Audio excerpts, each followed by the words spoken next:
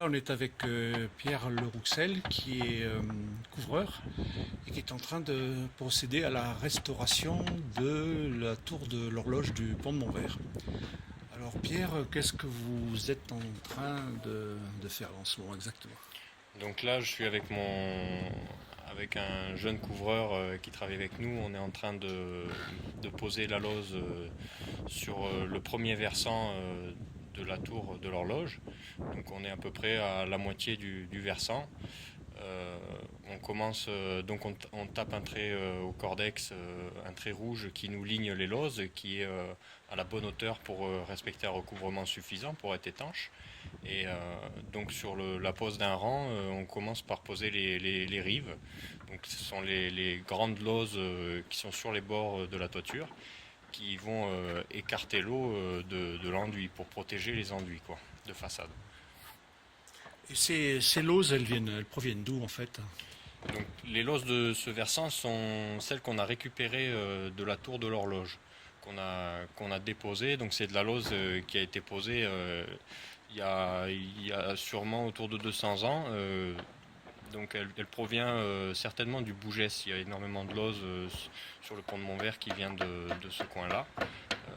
Donc nous on l'a déposée, on l'a ramenée à notre dépôt, on l'a retaillée pour lui redonner, pour la rafraîchir, pour lui donner une forme. Donc on la taille soit comme on peut le voir avec un marteau ou une enclume, sinon quand on est au dépôt, qu'on en taille plusieurs, on a des machines qui la grignotent. Ça permet de faire du travail assez propre et d'avoir très peu de pertes. Euh, Ensuite on les reperce, hein, on les perce pour les faire tenir avec des pointes. Là elles sont clouées à la pointe inox. Donc on est sur de la volige en châtaignier. Et une fois que toute la lose est prête, on la livre sur le chantier et on la calibre. Donc elles sont calibrées du trou de la pointe jusqu'au bas de la lose tous les 2 cm. Et quand on pose la lose, on attaque par les plus grandes en bas et au fur et à mesure qu'on monte, on réduit la dimension de lose.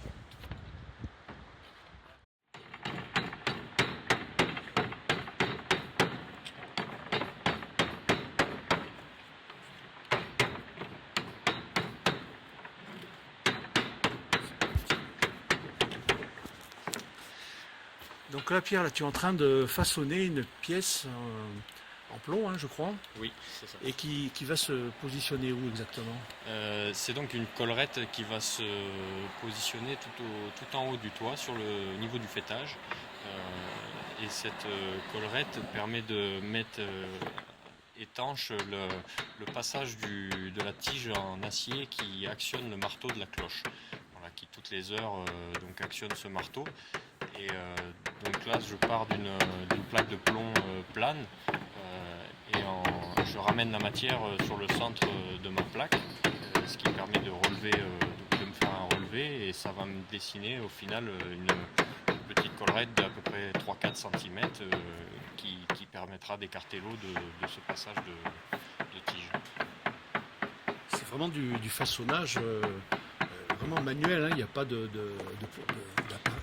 produits moulés tout près. Non, non, non, là donc on part. Là c'est vraiment le travail du plomb comme il se fait traditionnellement, hein. C'est donc avec des outils. Les outils jaunes sont C'est des à pâtes, des l'ancienne. bananes à l'ancienne. Ouais. Ouais. Et là je suis en train donc de finir de dessiner la collerette avec une chasse et un maillet. Donc tout ça sont des méthodes traditionnelles vraiment du travail du plomb qui peut être utilisé pour des chéneaux sur des églises, sur énormément de couvertures, quoi. Et on fait une deuxième passe pour C'est...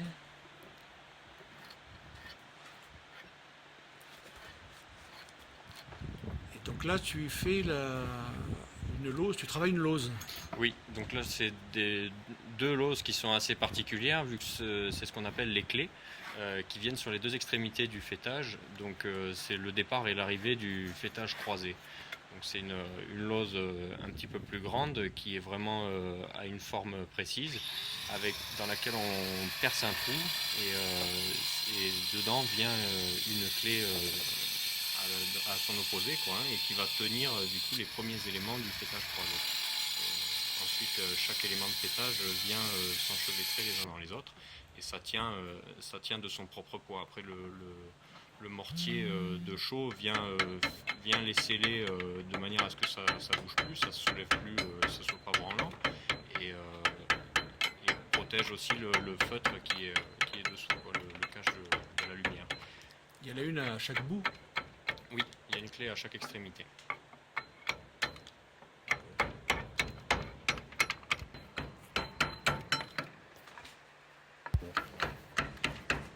Donc ensuite, une fois qu'on a donné la forme à cette lose en la découpant à la disqueuse, il reste encore à faire un chanfrein avec un marteau, de manière à ce que ça reste pas brut de disqueuse, parce que c'est pas esthétique. La disqueuse nous permet d'avoir très peu de pertes sur nos loses, mais c'est quand même la lose, c'est quelque chose qui se travaille à la main, quoi, hein, donc avec un marteau ou une plume. Donc on lui rend toujours cet aspect travaillé à la main et non à la machine. Donc on voit pas de découpe disqueuse.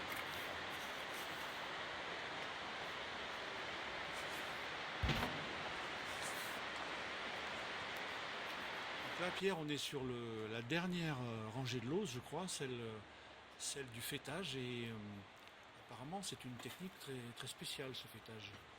Oui, donc c'est ce qu'on appelle un fêtage croisé. Donc c'est vraiment typique du département de la Lozère.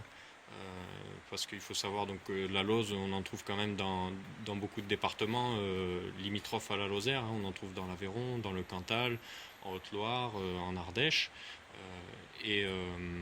Donc vraiment de toutes ces sortes, de tous ces coins où on travaille de la Lose, il y a beaucoup de fêtages différents qui existent. Ils existent en terre cuite, en fêtage à plat scellé, en fêtage en lignolé. Et ces fameux fêtages croisés sont vraiment une particularité du département de la Lozère. On en trouve très très peu ailleurs. Donc c'est une technique que nous on fait beaucoup, mais que nos confrères d'autres départements connaissent un petit peu moins. Elles tiennent toutes seules alors finalement. Oui, elles tiennent toutes seules car elles ont toutes une encoche d'à peu près 5 cm de profondeur sur les côtés. Ce qui fait qu'elles sont vraiment, on le voit, hein, elles sont vraiment emboîtées les unes dans les autres. Et ce qui fait que le mortier de chaux qui est dessous n'a pas une très très grande utilité, quoi, si ce n'est de vraiment les caler, de faire que ça bouge plus. Mais on en démonte régulièrement qui n'ont pas du tout de mortier et qui tiennent quand même.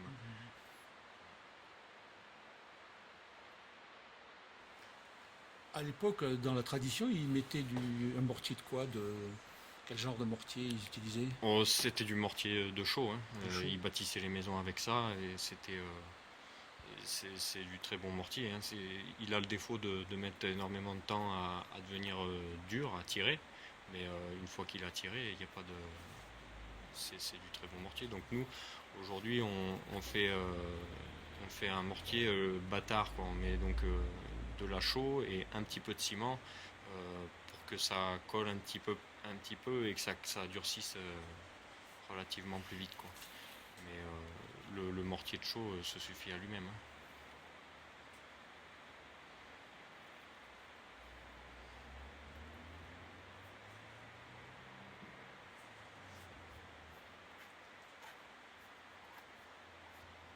Et la pièce que tu as faite en plomb, elle va se situer où alors? Elle va servir à quoi en fait?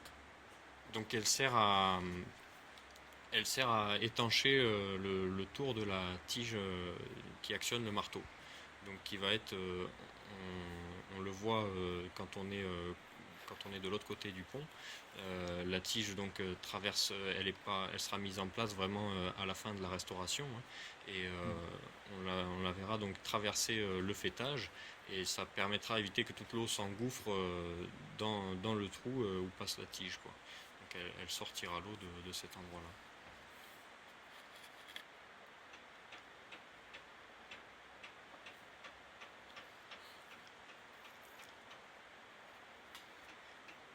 Donc là, on va arriver à aux dernières loses de la toiture, Oui. qui se termine par un assemblage, hein. Oui, donc une clé, hein, qu'on a vu se fabriquer tout à l'heure. donc qui maintient le dernier élément, parce qu'on le voit au fur et à mesure qu'on avance, le dernier fêtage qu'on vient de poser a toujours tendance à glisser, hein, il n'est pas retenu sur le dernier côté, et cette clé termine l'emboîtement, quoi.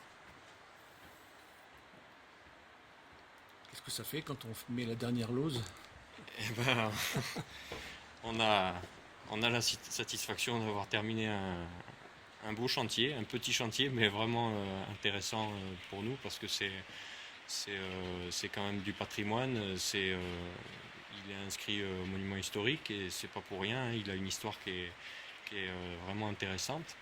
Et donc je pense qu'on a un peu la même sensation que quand on pose la première pierre d'un édifice, quoi.